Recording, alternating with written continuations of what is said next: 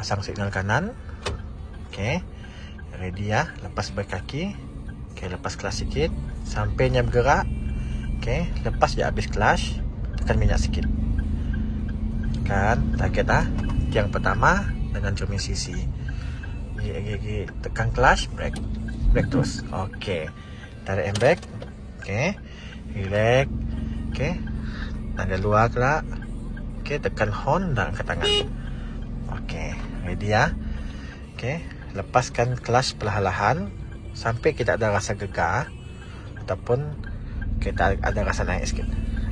Lagi. Sikit lagi. Okey, ada rasa. Okey, lepas brake kaki, tekan minyak sedikit. Okey, stay minyak, tekan. Okey, turun handbrake. Tarik, turun. Senang tak?